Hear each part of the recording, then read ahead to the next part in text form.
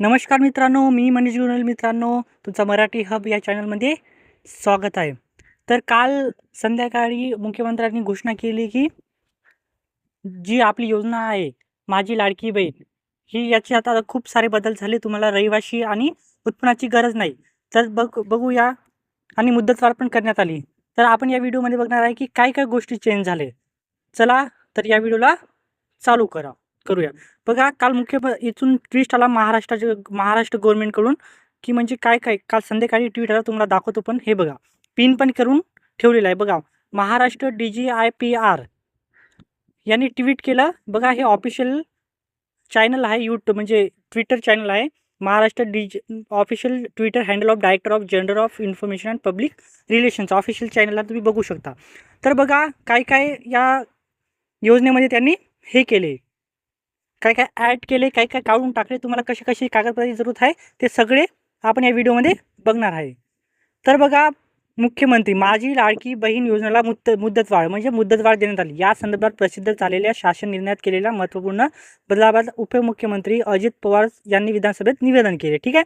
तर बघा काय-काय चेंजेस केले या योजनेच्या कागदपत्रामध्ये आपण सगळी माहिती बघणार आहे. तर बघा, मुख्यमंत्री माझी लाडकी बहीण या योजनेच्या संदर्भात निवेदन करू इच्छितो. कोण केले? अजित पवार यांनी विधानसभेत केले. बघा, सदर योजनेत अर्ज करण्याची मुदत 1 जुलै 2024 ते 15 जुलै 2024 पर्यंत ठेवण्यात आली होती. बघा, पहिले जे घोषणा केली होती त्याच्यात फक्त 15 दिवसाचा कालावधी दिला होता आपल्याला. तर बघा, यामध्ये त्यांनी सुधारणा करण्यात येत असून आता सदर मुदत 2 महिने ठेवण्यात येत असून दिनांक 31 ऑगस्ट 2024 पर्यंत लाभार्थी महिलांना अर्ज करता येईल. आता बघा, 2 महिन्याचा कालावधी ठेवण्यात आलेला आहे. कधीपर्यंत तुम्ही अर्ज करू शकता? 31 ऑगस्ट 2024 पर्यंत. तसेच दिनांक 31 ऑगस्ट 2024 पर्यंत अर्ज करण्यात आलेल्या लाभार्थी महिलांना 1 जुलै 2024 पासून दरमहा 1500 आर्थिक लाभ देण्यात येणार आहे. ठीक आहे. तेव्हापर्यंत जेव्हा तुम्ही अर्ज केले तर तुम्हाला नाही 1500 रुपये लाभ देण्यात येईल. या योजनेच्या पात्रतेमध्ये अधिवास प्रमाणपत्र आवश्यक असल्याचे नमूद केले होते. पहिले सांगितले होते की रहिवासी प्रमाणपत्र महत्त्वाचे होते.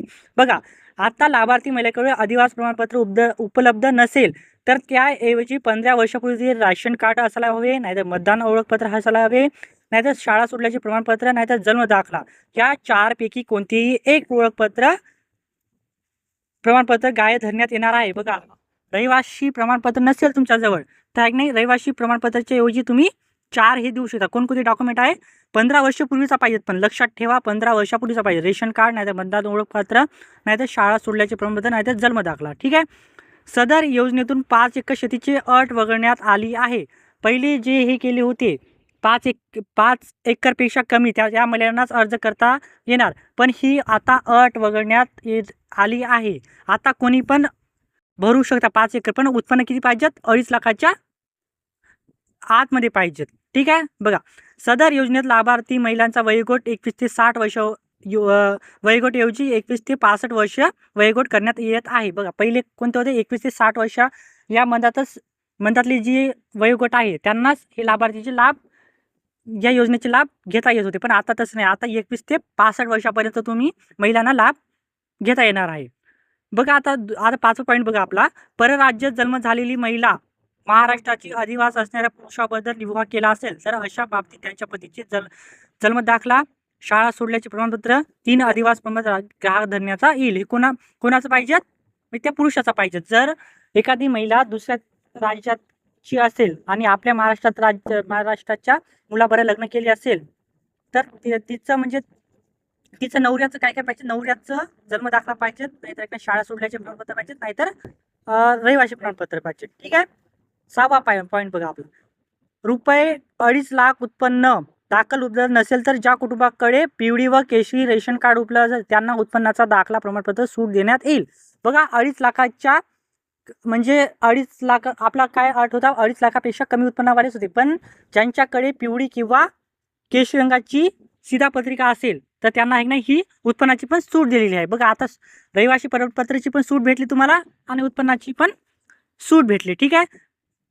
सदर योजनेत कुटुंबातील एका पात्र अविवाहित महिलेला सुद्धा या योजनेचा लाभ देण्यात येणार आहे. हे बघा, अविवाहित महिलाला पण आता लाभ देण्यात येत आहे. एवढी तुमची अटी आहे. ठीक आहे. जर तुम्हाला हा व्हिडिओ आवडला असेल तर चॅनलला सबस्क्राईब करायला विसरू नका. अशाच माहितीसाठी या चॅनलला लाईक आणि सबस्क्राईब करून ठेवा.